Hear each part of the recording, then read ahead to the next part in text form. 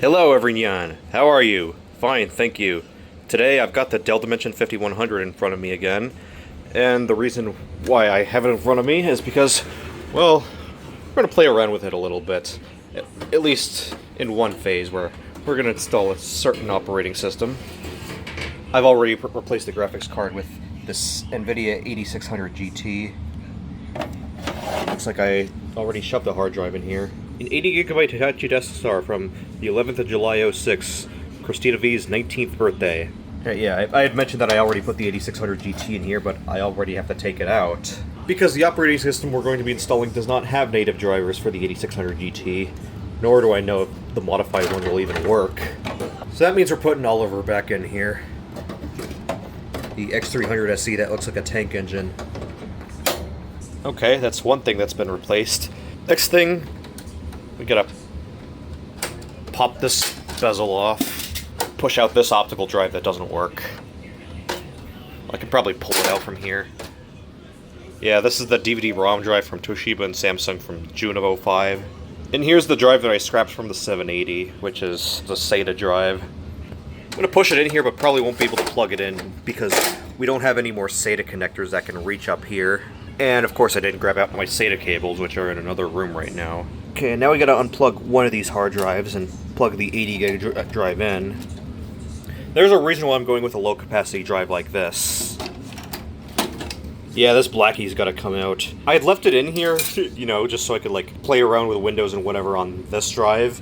And this 500 gig drive, which was new old stock, by the way, that I got from the dump a couple months back. That drive would have been the one that I would have sold this computer with.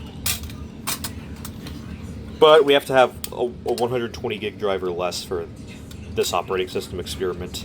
Alright, now we just gotta take this ugly mustard SATA cable and plug it into the optical drive up here. Although we're not going to be able to get power because, again, I don't have... Or I don't know where my SATA to Molex adapters are. Yeah, they'll lose all your data adapters, they say.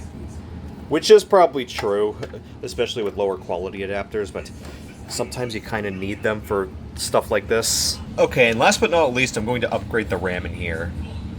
Pretty much max it out to 4 gigabytes. This currently only has 512 megabytes of DDR2 400. Ugh. I mean, I could sell this with 512, but I'd rather sell it with more RAM. This is 4 gigs of RAM here, and I don't really feel like selling the system with 4 gigs. A Pentium 4 really does not need that much. Okay, so the notch is on the left on this motherboard. Also, I noticed that the RAM slots are in a more traditional order on this board than they are on the 780. DIMM slots 1 and 2 on the 780 were at the bottom and top respectively, whereas over here, they're in the more traditional order of 1 here and then 2 here. Okay, we have 2 gigs of RAM installed in here, and now we gotta pop open these slots. This operating system could have done just fine with 512 megabytes, but if I'm gonna do other experiments on here, then might as well max this out to the whole 4 gigs that this board can take. I mean, it's really gonna be more like 3.5 because this is a 945 chipset, and that only does 32-bit memory addressing. Okay, now we have 4 gigs of RAM installed in this system, along with knocking the GPU back down to Thomas the Tank Engine. Now let's turn this on, since I have it plugged in.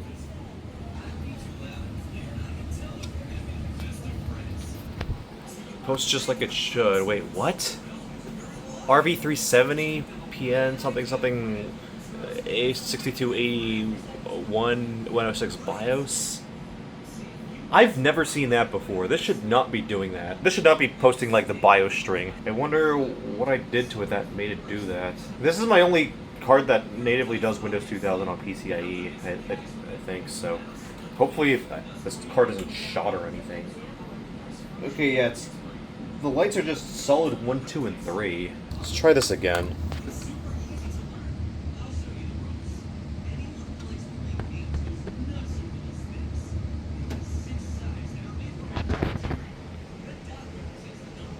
Oh, come on, man. You gotta be squidding me. You gotta be squidding me!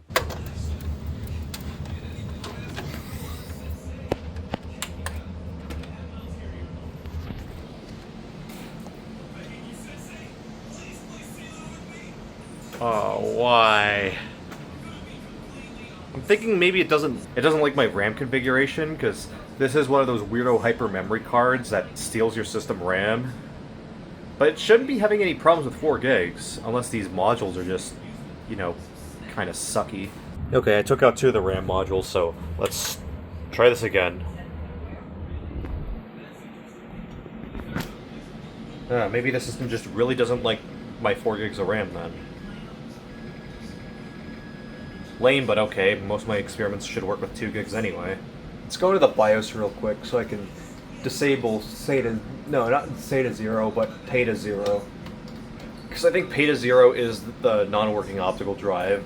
I might have to put this into combination mode, but I'll try normal first and see if we get anywhere.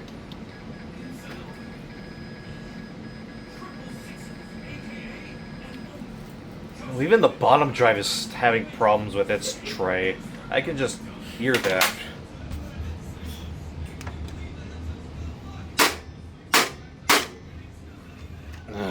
I don't like that. I've gone on with trying to screw around with this thing for long enough. I'm putting Windows 2000 Beta 3 in here. I didn't label what build. I'm pretty sure I burned 1946 onto this disk, but I saw a lot of the files on this disk were from 1999, and that was the same for the documentation that was on the root of the disk, and even some folders from 2001, implying that's when this ISO was built. But build 1946 is actually from 1998. And my keyboard isn't working. Wireless peripherals! And it's stuck on 1, 2, and 3 for some reason.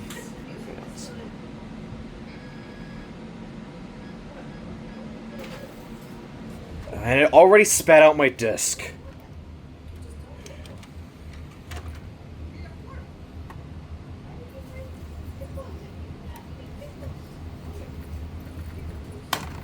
Okay, it's at least attempting to spin up.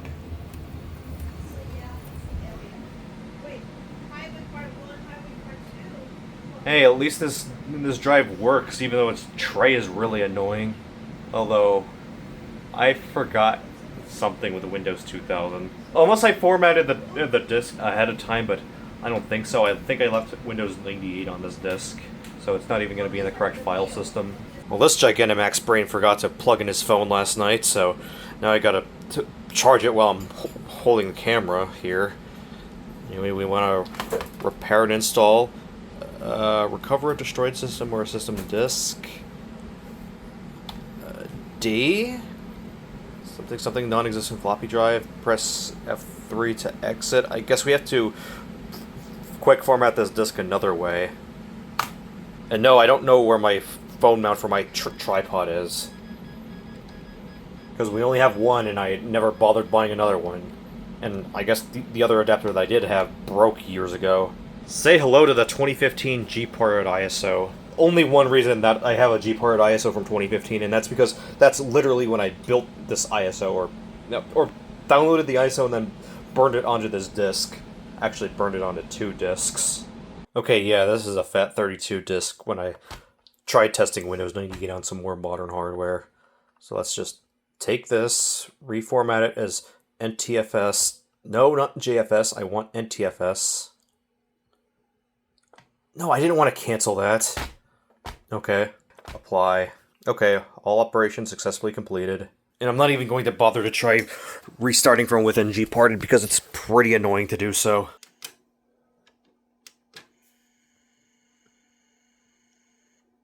It won't even try to take the disk back in unless I push in the tray myself. Okay, hold it in.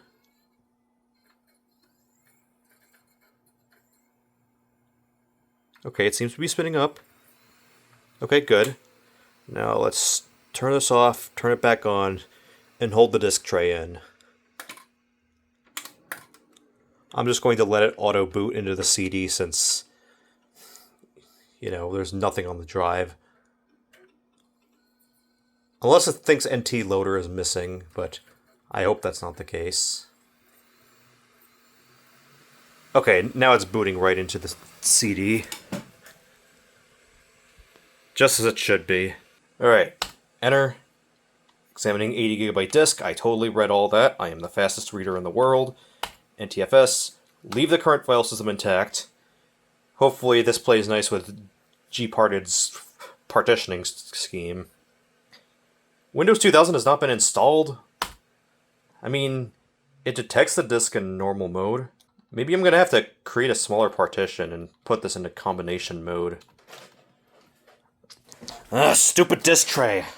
Combination, save and exit. Now this is going to take a while again.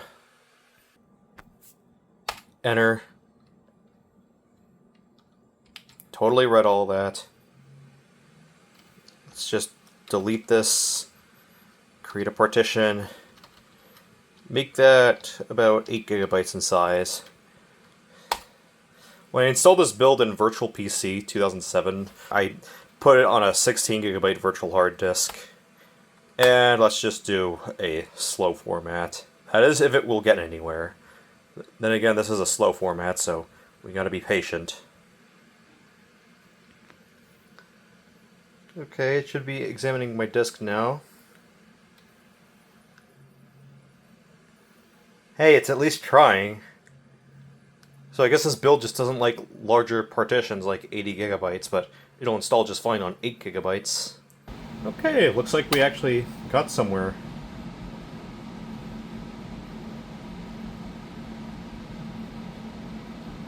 Oh, it's loader version 5.0. Yeah, that still has some remnants from NT4.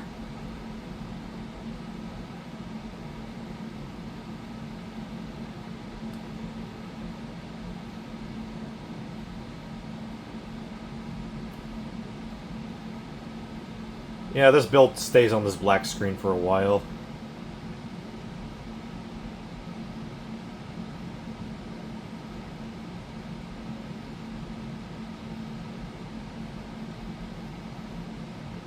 Starting Windows NT. Accurately, Windows 2000 Professional, but it's NT5. It later builds like 1983, which used the final Windows 2000 boot screen. They say they're built on NT technology. But check it out, yo. Got a Windows 2000 beta build from 1998 working on this Pentium 4 from 2005.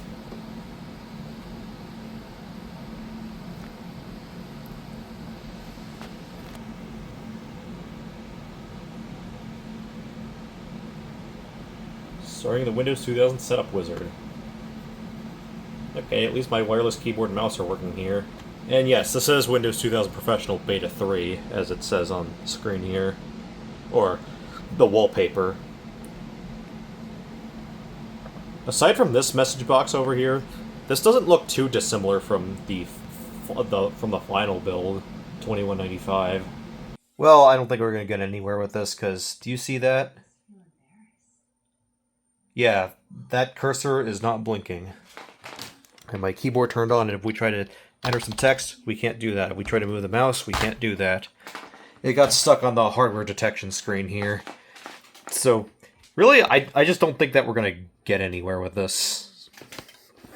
Can't say I'm surprised. This is a beta build from 1998, and this computer was only designed for XP. It can run 2000, but only the final version of 2000. I'm not even going to bother to end this video properly because, frankly, I don't think this one is even worth putting on my main channel. This will probably just go on the other channel.